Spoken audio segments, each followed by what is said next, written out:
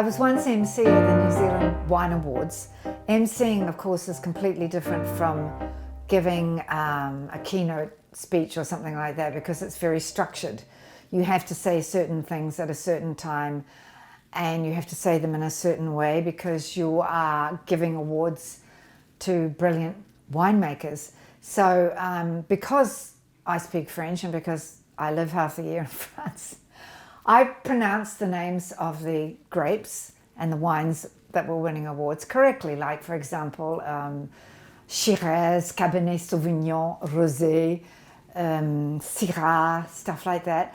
And suddenly there was a loud groan from the audience and someone said, "Oh, for God's sake, what's with the posh accent?" I thought, okay, fine. So I just continued pronouncing things correctly because, you know, good breeding will always out.